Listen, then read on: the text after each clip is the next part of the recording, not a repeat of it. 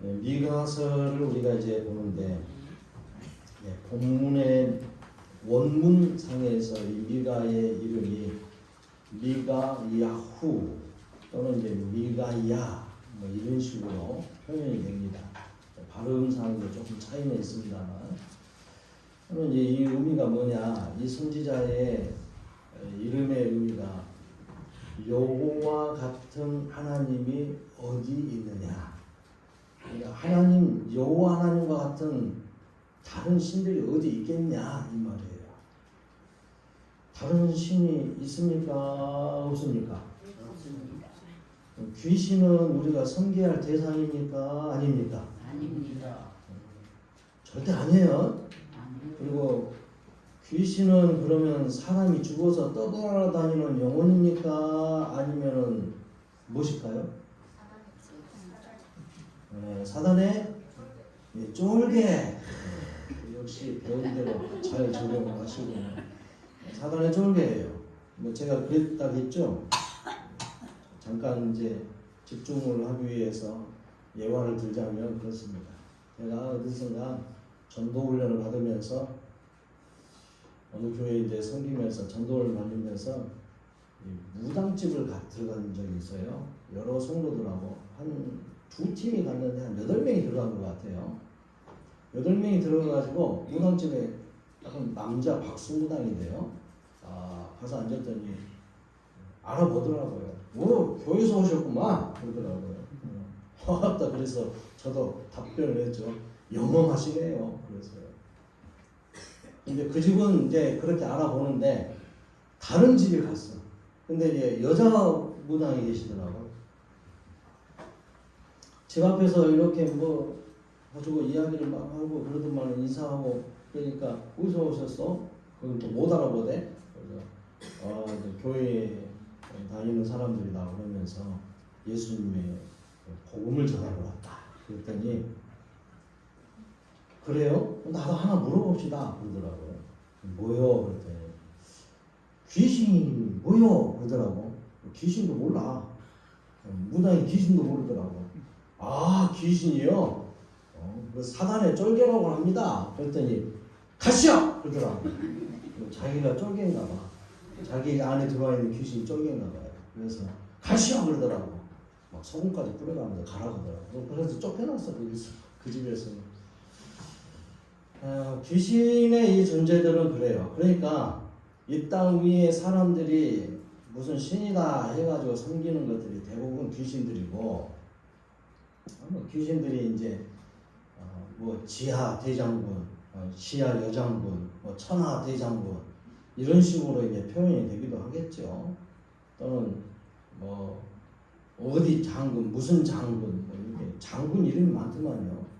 무당집 가면은 영험하신 장군들. 요즘 TV 드라마에서 이제 끝났나요? 거기에서는 그 무당이 하나 나오는데 박수무당이 하나 나오는데 그 박수무당이 무슨 귀신을 데리고 있는지 아세요? 본 사람들? 와, 보셨구만. 그 귀신의 이름이 메가더 장군이시더라고. 그래서 자기도 메가더 장군처럼 막 선글라스 끼고 그러고 모자 쓰고 다니고 미국 모자 쓰고 다니고 그러더라고요. 귀신의 존재는 아무것도 아니에요. 근데 사람들은 그걸 가지고 신이라고 섬긴다는 거예요. 그래서 집안에 자신들의 우리 인간의 삶 속에서 나타나는 모든 신들이 다 섬겨야 될 대상인 거예요. 이제 부뚜막에도 신이 있어. 심지어는 아이 낳는데 그러니까 아이를 점지해 준다는 삼신 할머니가 있고, 산에 가면 산신령이 있고, 이건 이제 이런 것들은 대부분 이제 도교적인 그 민간 신앙에서 나온 것이고, 여러 가지 이제 무속 신앙 또는 정령 신앙, 나무나 뭐 돌에도 영이 있다, 신적인 권한이 있다는 거죠. 서양 사람들은 숲의 정령을 보고 뭐라 그럽니까? 숲의 정령, 숲 속의 정령 또는 바다의 정령, 이걸 뭐라 그러나요? 요정 그러잖아요. 요정. 이거 뭐죠? 피터팬 거기에서 나오는 요정이 뭐가 있어요? 팅커벨. 날개가 4개인가요? 6개인가요? 조그마한 참새 같은 그런 팅커벨 하나가 탁 날아다니다 피터팬 옆에서 도와주고 요 정도. 이런 제 민간신앙 가운데 있어 수없이 많은 신들이 있어요. 우리는 참 하나님이 누구신가요? 성삼위 하나님, 성부와 성자와 성령의 하나님. 그래서 구약에서 성경에서는 그 하나님을 여호와라고 지칭했다. 이름이라기보다는 하나님의 존재 양식이라고 그랬죠. 그러니까 하나님이 어떤 분이냐? 여호와, 스스로 계신 참신이다 이 말이에요. 이 세상의 모든 신들, 사람들이 알고 있는 신들은 대부분이 아니라 전부 다 누가 만들었어요? 누가 만들었어요? 하나님 만들었어요? 예? 누가 만들었어요? 사람들이 만들었지. 자기들이 그냥 만든 거예요, 전부 다. 있지도 않는 것을 그냥 귀신이 아마 장난쳤겠죠. 헛개비를 거기에다가. 그러니까 우리나라 사람들에게는 제일 꿈속에서 많이 나타나는 신이 누구예요? 조상신. 어허, 흰수염 해가지고 상토 들고 나오고 내가 네 4대조 할아버지다 그러고 나온단 말이에요. 네 조상이다. 이렇게 사람들은 다 신들을 만들어냈는데 대부분 사단과 악령들, 귀신들의 장난이 많죠. 그래서 사람들의 눈을 미혹하는 거예요. 왜냐하면 참 하나님을 바라볼 수 없었던 우리의 눈이 어두워져 있기 때문에 하나님과 떠난 지도 오래돼가지고 우리의 눈이 다 가려져 있어요. 심지어는 성경을 이렇게 보여주고 하나님이 나타났고 또 이 땅 위에 하나님의 완전한 현현이라고 하는 예수 그리스도가 이 땅에 오셨을 때에도 하나님의 말씀도 알고 세례 요한이 엘리야의 선지자와 같은 세례 요한이 나와가지고 그 예수님이 하나님이다고 그리스도다고 알려줌에도 불구하고도 그 당시에 말씀을 잘 한다는 제사장들이나 서기관들이나 바리새인들, 사두개인들 이 사람들이 전부 다 예수님을 제대로 알아보지도 못했다고 했어요. 그리고 일반 사람들은 그러니까 그 지도자들이 그렇게 눈이 가득 어두워져 있는데 어찌 알겠어요? 일반 사람들은. 그런데 일반 사람들이나 보통 사람들이 하나님의 완전한 현현이신 예수님이 이 땅에 계실 때에 예수님을 이야 저가 하나님인가 보다. 뭐 때문에 알았어요? 뭘 보고 아는 거예요? 표적을, 기적을 일으키니까, 이적을 일삼으니까 그것 보고 이 사람이 하나님인가? 이 사람이 혹시 하나님이 보낸 선지자인가? 이 정도로만 판단했다는 거예요. 그래서 사람들이 예수님만 쫓아다니면 잘 고쳐지겠다. 여러분들 그렇게 말씀드렸죠? 이런 기적과 이적, 이런 은사들이 나타나는 것, 능력이 나타나는 것을 우리는 너무 따라다닐 필요는 없어요. 자칫 그거 바라보다가 정말로 구원의 길이신 예수 그리스도를 못 본단 말이에요. 예수님이 이 땅에 계실 때도 중요한 것은 뭐였어요? 예수 그리스도가 우리의 그리스도가 되신다. 구원주가 되신다. 그가 우리를 구원하러 오신 하나님이 사람이 되어 오신 분이다. 이걸 알아봐야 되는데 이걸 못 알아보는 거예요. 그러면서 예수님이 행한 그 이적만 보고 다니는 거예요. 오늘날 우리의 신앙도 마찬가지입니다. 어떤 현상을 보고 예수 믿는 거 처음에는 그렇게 될 수 있어요. 왜? 그것을 통해서 하나님이 누군가를 알려주기 때문에 우리에게 믿음을 갖게 하는 거예요. 그게 하나님의 섭리의 수단 중에 비상섭리라고 하는 그런 이적과 같은 것들을 통해서 보여준다는 거예요. 근데 사람들은 그걸 못 알아본다는 거죠. 우리가 이제 보는 이 미가서의 내용이 그런 것입니다. 그러니까 수많은 사람들, 이스라엘 백성들이 오랫동안 그렇게 맺혀서 이것이 여호와다 그렇게 섬겼던 것들이 잘못된 신앙관 속에서 나타나는 현상이었다는 것이죠. 많은 사람들이 하나님을 잘못 섬기고 그나마 잘못 섬긴 이유가 뭐냐? 그것을 가르쳐줘야 되고 바르게 알려줘야 되고 바르게 하나님을 섬겨야 되는데 앞장서는 종교 지도자들 또는 왕같이 정치 지도자들 이런 사람들이 지도자들이 하나님을 몰라요. 왜 모를까요? 이 앞에 선지서 앞부분에서 그런 말씀들 여러 차례 했죠. 왜 몰라요? 하나님의 말씀을 모르니까. 아니 하나님을 가르쳐주고 하나님을 어떻게 섬기라고 가르쳐주는 성경을 몰라 이 말이에요. 성경을 몰라 이 사람. 그나마 바벨론 포로 당시 때에 말씀 중심의 예배를 드리고 말씀 중심으로 하나님을 알게 되고 하나님을 섬겼다고 하는 사람들이 그때는 잠깐 그렇게 알고 지냈던 것처럼 보이지만은 그 다음에 또 결국은 또 하나님을 잊어버리고 말씀이 없으니까 말씀이 사라져 버리니까. 오늘 오면서도 어떤 분이 이러더라고요. 제가 지난주 주보에는 성경 한 부분을 금요일 것인가요? 그 부분을 잘못 계절을 했어. 목요일 날까지는 내가 잘 보고 하다가 잠깐 무슨 일이 있어가지고 나갔다 오는 동안에 딱 다시 펼쳐서 보니까 여기도 했나? 그리고 토요일 걸로 해버린 거예요. 그러니까 중간에 또 그 금요일 것이 밑에 부분에 가다가 말았잖아요. 글이 써주다가 말았죠. 방과로 하나만 딱 쳐져가지고 제가 그걸 다 한 줄 알고 그래갖고 인쇄를 해봤단 말이에요. 그랬더니 오늘 그냥 재미난 이야기들 하시네요. 3번 읽었네. 나는 더 읽었어 그러더라고요. 어떤 분은 기어이 어떻게 또 찾아내셨다 하더만. 아무튼 성경을 많이 읽은 거에 대해서 감사합니다. 알아야 돼요. 우리 속담이 그런다고 했죠. 알아야지 그것도 한다고요? 네, 위원장도 했잖아요. 여러분 안에 그런 지식이 넘쳐서 하나님 아는 지식이 넘쳐서 우리의 신앙이 이렇게 사는 거구나 하고 깨달으면서 더 많이 성숙해지는 그런 은혜가 있기를 바랍니다. 근데 이스라엘 백성들이 이 미가 선지자가 활동할 때가 8세기 정도인데 주전 8세기 그럼 한 900년 정도예요. 950년 예수님이 오시기 전에 950년 지금으로부터서 계산하면은 대략 한 3000년 전 정도 그때부터서 이제 미가 선지자가 하나님의 말씀을 전달하는 거죠. 선지자는 하나님이 선택해가지고 하나님의 말씀을 그대로 가서 전해야 돼요. 재밌는 이야기 그런 게 필요 없어요.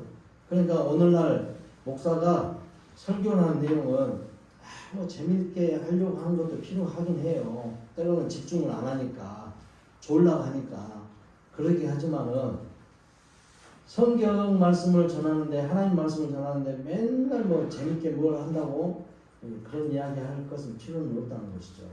물론 이제 이해를 시켜주기 위해서 뭔가 예화를 들으면서 그렇게 재밌게 할 수도 있겠지만은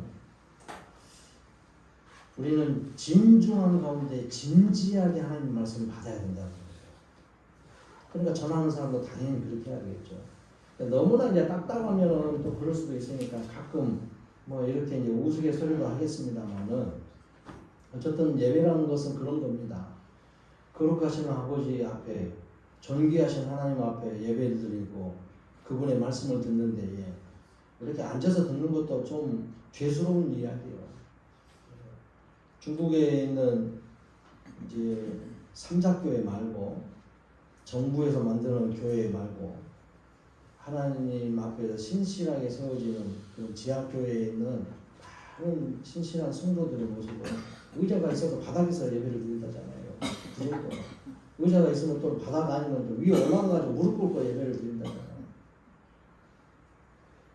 그들은 이제 우리와 같이 이제 동양의 어떤 그 예절의 의식이 좀 있다 보니까 예의 민족들 아닙니까? 예절을 좀 안다고 하니까 이제 그런 자세를 취할 수가 있죠. 아프리카 사람들은 그런 것이 아니라 그냥 말씀 들을 때는 다 들어누워서 듣다가 찬송만 하다 보면 노래만 부르면 다 일어나고 방방 뛰고 난린다잖아요. 그게 좀 차이가 있어요. 문화 차이가. 우리 같은 마음에는 또 그런 마음이 있죠. 그래서 하나님을 섬기는 데는 어찌 보면 이제 의자 요즘은 웬만한 교회에서는 또 재정이 괜찮은 데는 의자를 다 바꾸더라고요. 극장식 의자로 바꾼대요. 그러다 보니까 다 조락지를 누가고 하고 좋아. 안 그런 분도 있겠지만은 편안한 가운데서 하나님 말씀 듣고 예배 드리는 거 좋긴 하습니다만은 저는 그런 의식보다는 하나님 앞에 예배를 드리는 건데 예를 갖춰서 절을 한다고 한다면 하나님 앞에 드리는 거잖아요. 내가 받는 게 아니란 말이에요. 우리가 받는 것은 여기에서 예배를 드리는 중에 찬송을 드리고 기도를 드리고 말씀을 듣는 가운데 하나님을 만나는 것이 오늘 우리에게는 받는 거예요. 하나님을 만나는 그 자체가 최고죠. 하나님 만나는 것이 그냥 최고인 거예요. 어떤 여인이 예수님 지나가는 도중에 뒤에서 12년 혈루증 가진 여인이 그랬다죠. 내가 군중들이 많으니까 저 주님을 만날 수가 없으니까 내가 그분의 옷자락만 만져도 나는 낫겠구나.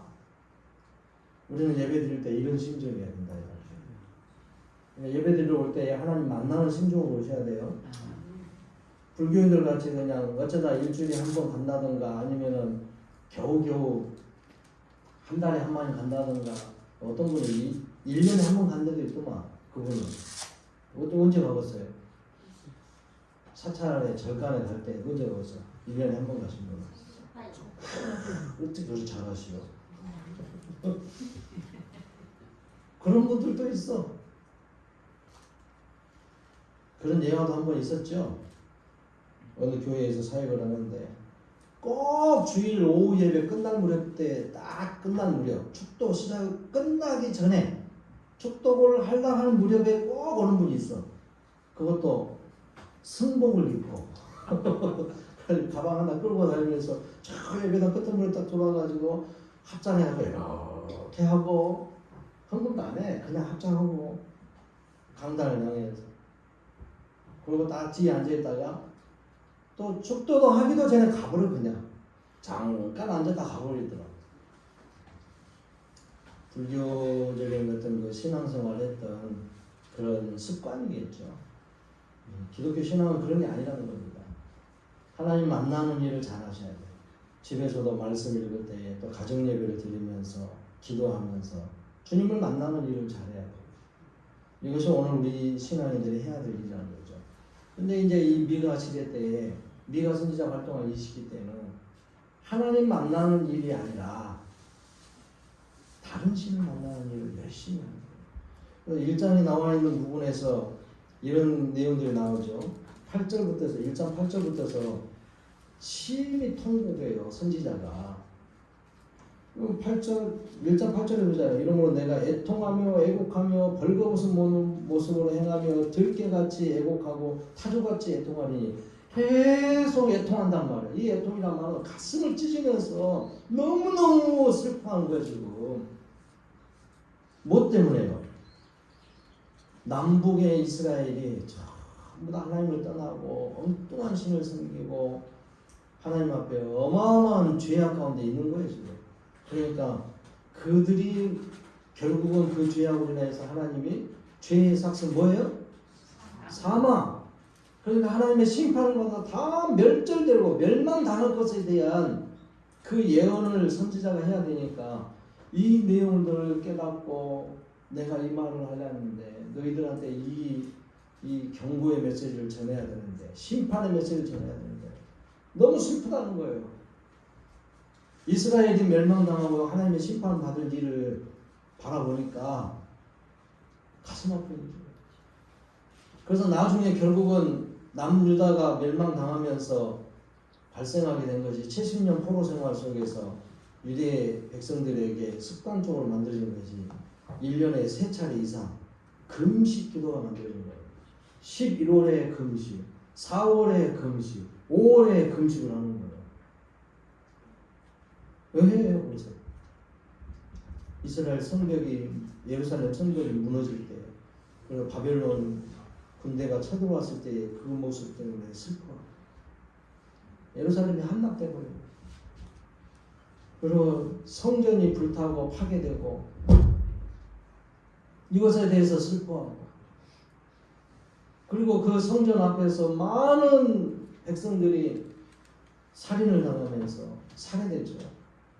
다 거기에서 많은 사람들이 생명을 잃어버려요. 이 처참한 모습을 보고 바벨론 포로 생활 속에서 이스라엘 백성들에게 습관적으로 생긴 것이 바로 이 금식하는 거였어요. 너무 가슴 아파요. 그러니까 이 미가 선지자가 이것을 심판의 메시지를 전하려고 하는데 성읍들 이야기를 지명을 설명하죠. 가드가 나오고 사빌이 나오고 사하난이 나오고 마롯이 나오고 라기스가 나오고 가드 모레셋이라는 것이 나오고 이들이 멸망당할 도시들을 생각하니까 가슴 아픈 거예요. 이게 어찌 할까? 그러니까 하나님을 떠나면 결국은 그 마지막은 멸망입니다. 멸망. 오늘 우리는 이런 부분들을 심사숙고해야 될 내용입니다. 우리의 삶 속에서 현실적으로 나타나는 것도 그래요. 하나님을 떠나면 내가 하나님과 계속적으로 임마누엘 하는 그 은혜를 계속 누리고 살면 우리 안에 범사가 풍성한 열매가 있고 범사의 고난의 그 길 속에서 지켜주시고 보호해 주시는 하나님의 은혜를 누리죠. 그러나 그렇지 않으면 하나님이 잊어버린 순간 내 잘못된 판단으로 해서 내 삶 속에 엉뚱한 일이 생길 수도 있어요. 먹는 거, 마시는 거, 사용하는 거, 그 모든 거에도 다 적용이 되는 겁니다. 그냥 우리의 삶의 어느 한 부분만 하나님께서 책임지는 게 아니에요. 그러니까 고린도전서 10장 31절 말씀에 그러잖아요. 바울 사도가 쓸데없는 걸 가지고 신경 쓰고 싸우지 말고 우리의 모든 삶 속에서 주관하시는 그 하나님의 손길을 누려봐야 된다. 그래서 무엇을 먹든지 마시든지 무슨 일을 하든지 간에 주님의 영광을 위해서 한다는 거예요. 그리스도인들 그렇게 돼야 된다는 거죠. 근데 이제 이 당시에 이 사람들은 모든 것이 다 자기들이 알고 있는 신들이 주관하는 걸 알고 있다. 여러 신들이 있는 거예요. 이럴 때는 이 신이, 저럴 때는 저런 신이 주관하는 거죠. 고대 문헌들을 이렇게 발견하고 문명의 그 일들을 고고학 자료들을 살펴보는 사람들은 그런 자료들 속에서 그런다잖아요. 그 중동 지역에 가나안 지경에 있는 사람들이 살았던 그 지경을 이렇게 착 찾아보고 무덤을 찾아보면 무덤 속에서도 죽은 사람의 시신 옆에가 유골 옆에가 이 조그마한 주먹만한 이런 것들 요즘은 우리는 뭐 마스코트네 뭐네 뭐 이런 것들로 가지고 다니는 거 그런다는데 이런 우상 덩어리들이 수도 없이 많다는 거예요. 사람들이 지니고 다녀 그걸. 여러분은 어떻게 생각하신가요? 십자가 목걸이 자동차에다가 십자가 목걸이 딱 달아놓는 거 이런 게 뭘 상징하는 걸까요? 저도 그거 처음에 왜 해야 돼? 있어서 어쩔 수 없이 그냥 걸어놓고 다니는데 아무 필요가 없는 거거든. 그게 무슨 능력을 발휘하는 거예요? 상징은 좋아. 난 그리스도인이다 하고 상징하고 다니는 건 좋아. 근데 그것이 뭘 나를 지켜준가? 그건 아니단 말이에요. 근데 이상하게 안에 눈밀러에다가 딱 걸어놓고 다니고 여기 이제 일본말로 다시방이라고 그런가요? 이 앞에 선반 쪽에다가 십자가 하나 딱 꽂아놓고 불교인들도 그렇게 하다 막 묵직한 이만한 그 묵주 하나를 이렇게 딱 놔두고 다니고 막 이렇게 방울 큰 걸로 해가지고 개수는 잘 모르겠습니다만 그거를 예전에는 그 스틱 거기에다가 딱 꽂아놓고 다니고 불교 신앙 갖고 있는 사람. 목걸이를 하려면은 이왕이면 십자가 목걸이 해. 그럴 수도 있죠. 그러나 이왕이면 뭘 생각하면서 이왕이면 십자가 목걸이를 해요? 이왕이면 뭐 때문에? 멋있어라고? 멋있으라고 하시면 하세요. 근데 그거에 십자가가 내 몸을 지켜줘요? 그런 의미 없어요. 그리스도인이라고 자랑하고 싶으면 하세요. 딱 내놓고 다녀. 그러면 내놓고 다녀. 나는 예수 믿는 사람이요 하고 다니면 돼. 그게 무슨 뭐 드라큘라를 쫓아내고 귀신을 쫓아내는 능력이 있는 게 아니에요. 제사상에 살려놨다고 올려놨다 내렸던 떡을 옆집에서 갖다 주니까 와 이걸 먹어야 돼? 처음에는 안 먹다가 먹긴 먹어야 되겠는데 아까운 게 그러면서 뭐 하고 먹어? 어떻게 하고 먹어? 어떻게 십자가를 긁고 먹는 걸 아세요? 십자가 딱 긁고 먹어. 그러면 괜찮다고. 그런 게 뭐가 있어? 그냥 먹으면 되지. 아무 필요 없는 것들이란 말이에요. 그러한 것들을 이 미가 선지자 활동 시기 때에 많은 이스라엘 백성들이 그렇게 살았다 이 말이에요. 가는 곳마다 엉뚱한 신들이 다 있어. 참 신이신 하나님을 모른다는 거예요. 이렇게 행하는 이 사람들을 향하여서 하나님이 심판하십니다. 그 심판이 얼마나 무서운지 몰라요. 그래서 1장에서는 또 이런 부분도 있어요. 너희들의 행위가 악한 행위가 어디 있느냐? 그게 그 중심축이 어디냐? 온 이스라엘 백성들 가운데서 중심축이 되는 그런 산당이 있고 뭐 그런 것들이 예루살렘, 남유다는 예루살렘이고 북이스라엘은 사마리아. 이곳이 집중돼 있어요. 그런 부분들이. 하나님 앞에 범죄하고 우상 숭배하고 음행하는 이 일들이 가득한 것이 집중되고 중심축이 되는 데가 북쪽은 사마리아, 남쪽은 예루살렘이다 이 말이에요.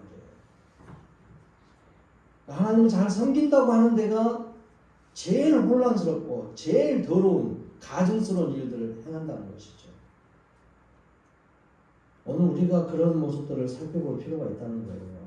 나도 모르게 하나님의 말씀에서 주님이 원하시는 그런 하나님 섬기는 일이 아니라 그런 신앙생활이 아니라 내가 어디선가 터득해 오고 또는 어떤 뭐 훌륭하신 목사님이 설교하는 가운데 또는 부흥회라든가 뭐 기도원이라든가 이런 데서 하는 습관들을 데려다 놓고 아니 목사님 다른 교회는 이렇게 하더만 왜 우리 교회는 이렇게 합니까? 왜 다른 교회는 사순절 행사도 하더만 우리 교회는 왜 안 합니까? 사순절이 우리하고는 관계없어요. 그냥 그때의 그 모습을 기억하면 돼, 그냥. 근데 사순절이 무슨 의미가 있습니까? 별로 큰 의미가 없다고 봅니다. 사순절 40일 동안에 그래서 예수님의 그 행적을 다 기억하고 십자가의 고난의 길을 가기 위해서 가시는 그 일들. 말씀을 통해서 우리가 살펴보면 되죠. 근데 그 절기 기간 동안에 막 특별 새벽 기도를 합니다. 그건 나쁘다는 건 아니에요. 근데 그런 일들을 통해서 오히려 사람들이 종교적인 행위만 더 행한다는 거예요. 이상하게 캐톨릭이라든가 이런 데에서 흘러 들어오는 그런 종교적인 어떤 그 행사들, 이벤트 같은 것 이런 것들을 그대로 풍습을 따라 가지고 와서 우리 기독교가 그걸 해나가고 있다는 거예요. 개혁교회가 왜 개혁교회인데 천주교에서 노바교에서 행하는 잘못된 그런 행위들, 의존적인 행위들, 예전적인 모습들 이런 것들이 잘못됐습니다. 성경에도 있지도 않는 이런 행위들을 왜 하냐고 그걸 반대해서 개혁을 일으키는 거 아닙니까? 말씀으로 돌아가고 말씀대로 하자고 하는 거죠. 근데 왜 그걸 똑똑하게 따라서 하는지 모르겠어요. 우리 교단 내에서도 이 사순절 행사를 하시는 교회들이 꽤 많더라고요. 그냥 그렇게 하면 좋은데 그것이 자칫 성도들에게 종교적인 행위로 이벤트를 끝나. 그래가지고 상을 주는 것도 문제예요. 저도 다른 교회에서 세일에 특별 새벽기도 해가지고 거기서 상 받은 게 있어요. 우리 온 가족이 다 나가서 했거든요. 우리 아이들이 젖먹이 때 막 데리고 나가고 조금 걸어 다닐 때는 이제 특별 새벽기도 하면은 부목사들 마이크 들고 그냥 주여 하고 통성기도 하는 순간에 우리 애들은 그냥 걸어 다닐 때 막 뛰어다니면서 주여 하고 다녀요. 예배당 전체 돌아다니면서 지들 또 기도한다고 주여 하고 돌아다니더라고요. 그래서 종교적인 행위만 갖는 거예요. 그러면 그때 특별 새벽기도 때 제 아들들이 그렇게 하고 다녔을 때 이야 니들 또 왔냐? 엄마 아빠가 데리고 왔지 끙끙거리면서 와가지고 앉아서 주여 하고 돌아다닌다 해서 와 딱 클놈이네. 그럴 때는 그랬지만은 나중에 보면은 성장해 하고 보면은 그냥 교회도 안 다니고 그렇게 된단 말이에요. 그러니까 종교적인 어떤 행위들만 갖는 것이 중요하냐 이 말이에요. 물론 그렇게 해가지고 훈련을 받는 것도 중요하지만은 그걸 통해서 더 나은 좋은 효과들이 있냐 이 말이죠. 그러려면 그렇게 볼 것 같으면 정말 제대로 훈련시켰어야죠. 그러니까 이 당시에 이스라엘 백성들이 이런 모양인 겁니다. 그래서 심지어는 뭐라 그러냐면 기생에게 준 것을 기생으로부터 받았던 것을 기생에게 되돌려보낸다. 아주 음란하고 잘못된 호세아서 같은 그런 내용처럼 호세아의 아내 같은 모습처럼 음행을 즐기는 거예요. 그렇게 해서 얻은 소득이라든가 그렇게 해서 바쳐진 재물이라든가 이런 것들을 하나님께 바친다고 하는 거예요. 그래서 그냥 다 돌려보낸다. 이런 가증스러운 거 안 받는다는 거죠. 그리고 그렇게 행하는 모습들이 심각한 문제를 발생하는 거죠. 이런 행위들이 온 땅에 펼쳐지면서 심지어는 이제 이런 형태가 어디까지 펼쳐지느냐? 삶의 구석구석에게 영향을 끼치는 거예요. 자신들의 삶 속에 구석구석에 영향을 끼쳐. 그래서요, 지도자들은 공의를 행하지 않고 정의를 행하지 않는 거예요. 하나님의 정의를 행하지 않고 공적인 하나님의 의로우신 일들을 말씀을 통해서 가르쳐주는 이런 규정이나 법대를 하지 않아요. 편법을 쓰고요, 불법을 행하고요.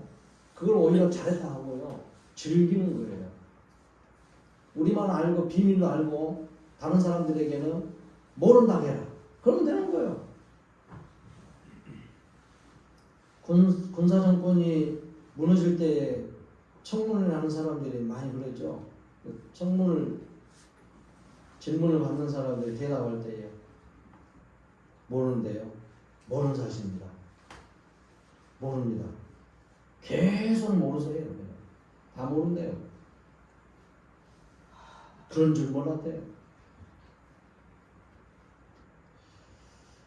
다 모르는 거예요. 요즘 그러니까 어떤 사람들이 살인의 충동을 느껴가지고 살인해놓고 나서 나 그런 줄 몰랐어요. 내가 내 정신이 아니었어요. 내가 그래가지고 병원에서 치료받고 있어요. 살인해놓고 나서 자신의 죄값에 대해서는 좀 덜 받으려고 자기가 정신적으로 이상이 있다는 거예요. 자기는 몰랐대요. 그런 줄 몰랐대요. 그것도 그래가지고 형량을 줄이기 위해서 또 탄원서를 받아. 얼마 전에 어떤 목사님이 그러더라고. 자기 교회에 어떤 분이 성범죄로 이제 막 들어온 사람인데 갑자기 들어왔대요. 어느 날 갑자기 성범죄로 해가지고 형을 살다가 이제 출소해가지고 아직 집행유예 기간이 한 1년인가 남았는데 그런데 나왔대요. 그러다가 또 성범죄를 저지른 거예요. 그래가지고 경찰에 잡혔어. 그러면서 목사님한테 와가지고 목사님 나 탄원서 좀 하나 써주시오. 내가 그 목사님한테 그랬어요. 목사님 잘 살펴보십시오. 담당 경찰과 검사하고 이야기를 먼저 하시라고. 탄원서 쓰는 것이 능사는 아니다. 자칫 잘못하면 목사님이 오히려 그냥 발목 잡히는 일을 할 수도 있으니까 잘 살펴보셔야 겠어요. 여러분 이 땅에 범죄함의 일들이 이제는 사람들의 삶 속에 파고들면요, 그 삶 자체가요 아주 혼란스러워집니다. 인생은 그런 모습이에요. 그래서 미가를 통해서 경고를 하고 회개하고 돌아온 자들에게 향하여 복을 내리겠다, 구원하여 주시겠다는 말씀이 4장 5장의 내용들을 통해서 보여주는 겁니다. 이것은 하나님께서 약속하신 바에 언약을 기초로 하는 거예요. 하나님의 약속의 말씀을 기초로 해서 그들을 다시 살리겠다.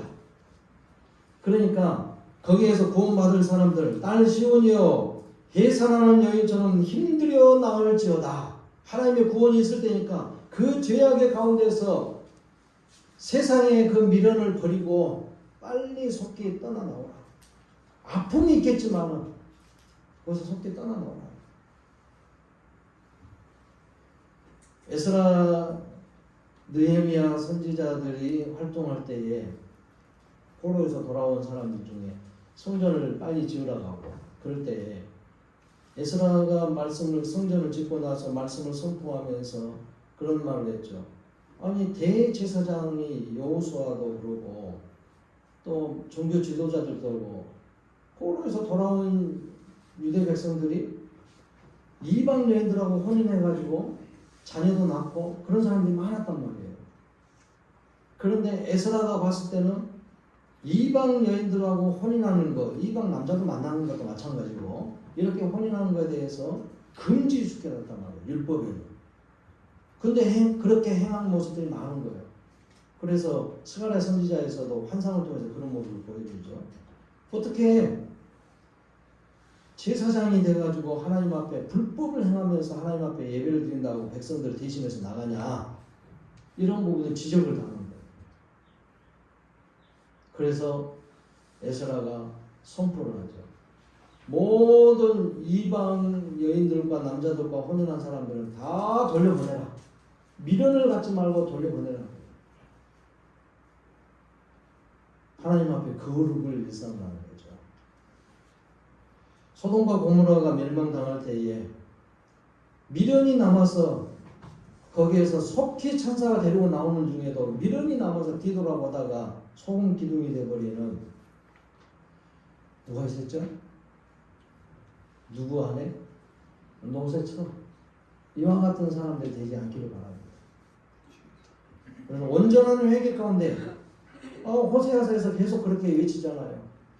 회개하라. 하나님을 아는 일에 더 열심을 누리고 주님 앞에 돌아오라. 그러면 그 약속대로 하나님께서 다시 일으키리라. 그러니까 이렇게 해산하는 여인과 같은 각고의 힘을 기울여서 우리는 하나님 앞에 온전히 서는 일에 힘써야 된다는 거예요. 힘들어요. 어려워요. 여러분들 연세 가운데 이제 성경을 읽으라니까 다 여러분들이 많이 그랬잖아요.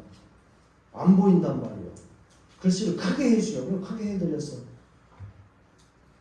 더 크게는 못할 것 같아요. 더 크게 하려면 이제 종이를 한 장을 아예 그냥 따로 빼갖고 해야 될 것 같아요. 큰 글씨요. 거기까지 원하신다면 이제 그분에게는 따로 해드릴 수는 있어요. 아니 다른 분들 중에서 다 하신 줄 알아요. 그러니까 아무튼 해보세요. 이러한 일들이 힘들어도 각고의 힘을 기울여서 뼈를 깎는 마음을 가지고 하시면은 된다는 거예요. 그렇게라도 해서 돌아와야죠. 주님은 그랬잖아요. 복음을 들을 때에 내가 한쪽 팔이 없어지더라도 병신이 돼가지고라도 하나님 나라 간다면 그것이 옳은 일이 아니겠냐 이 말이죠. 건강한 몸을 가지고 있다가 그냥 저 멸망의 길로 가버리는 것보다는 훨씬 낫다는 거죠. 내 몸이 어느 한쪽이 눈이 빠져도 한 팔이 없어도 한 다리가 없어도 두 다리가 없다 할지라도 나는 영생을 얻는 길에 선택해야 된다는 것이죠. 무엇이 더 옳은 일이고 뭐가 더 효과가 있겠어요. 오늘 그 중요한 부분을 찾으셔야 합니다.